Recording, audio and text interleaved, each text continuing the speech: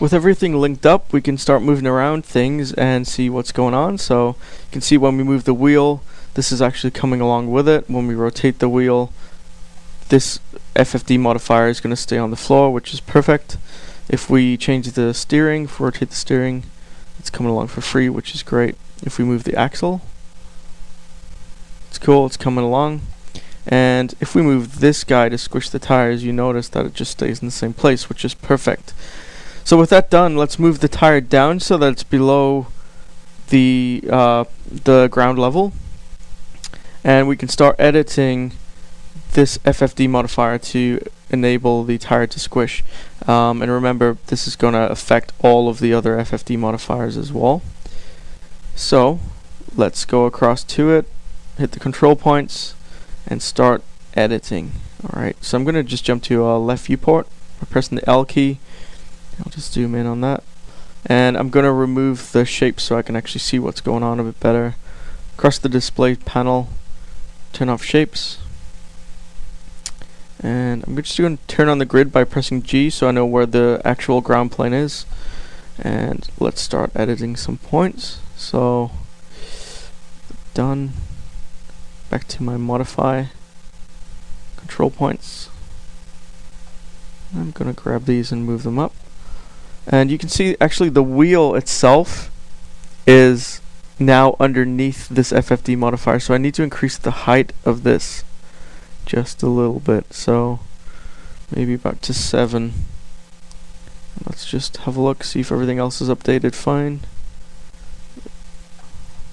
So when we grab one of these, because they're an instance, the height's also changed to 7, which is perfect. Let's move this along and back down to the control points. Let's start editing this. So I'm going to grab these 2 lines and just move them up. And this one, these can be set to the ground plane, which is perfect. So you can see already this is now squashed flat, or as close to flat as possible. I'll just grab these. Let's move them down. And we'll put them to exactly 0 as well. So it looks like it's really squished in, and it's exactly what I'm after. So I'm going to grab them again in my perspective viewport this time. Let's just scale these out. So it looks like the tire's got a lot of weight on it.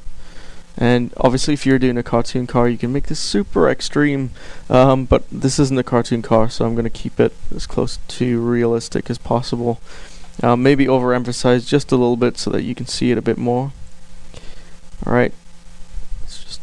Get out of there. That looks really, really good. I'm really pleased with that already. So let's go back, turn on my shapes, and I can move this wheel back up, and you can see how it changes. So with that at the top, you know, there's no squishing at all. When you move it down to the floor, it squishes out. Perfect. Okay, so with that done, that's pretty much the tire squishing finished. Let's take a look at these guys on the other side to see if they've worked as well. So if I move this down, you should squish out towards the bottom, which it does. Looks like it's got some traction with the road, or a bit more traction with the road as well. And let's just move this back. And that's pretty much all that we need to do for this. So that is our tire squishing done. The tires are set up, everything moves along for free. So if we rotate, for instance, it's still coming along for free, and it's all within one hierarchy, or should be. So let's just quickly check the schematic view, and you can see if we zoom in, our FFD modifier and boxes have been placed in the hierarchy now because we parented them in before, and we're still working with that one hierarchy, which is really nice. So this is just about ready to go to animation. Let me just close down the schematic view. I'll right click and unhide all so that I can bring back my car, and we can go and quickly make sure that this is ready, perfectly ready for animation, by hiding a few things. So let's run it here, and we'll grab these guys, all of the FFDs that we just created, and with those selected, just right click and we'll hide the selection. And if we press F3 just to jump in, we can see that we've got some locators hanging around that we probably don't need to see. So let's just grab this one, and the ones inside. Let me just turn off geometry. In the display panel, you can just click geometry and that will turn it off. Control click these guys. Let's control click these. Just marquee select over them. And I'm just going to hide that, so right click, hide selection. Turn back on geometry. Hit F3 so that we're back into out of wireframe. And in here I'm just going to turn off bone objects, particle systems, space warps, and helpers as well. And that's going to make the scene as clean as possible for an animator to grab hold of. So right now this car is ready to go fully to animation. They can use all of the features of it.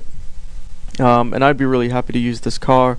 It's got the animatable pivot in, it's got the squishy tires, it's got animator control over the rotation of the tires, the steering, the placement. The locator that I left open was the root, and if I go back to my display panel and just turn off the helper, you'll see that the helper is still available, and I didn't hide that, and that's because we're going to come to this in just a moment. And we're going to actually put on a path constraint and get these wheels to auto rotate should you have the need for it.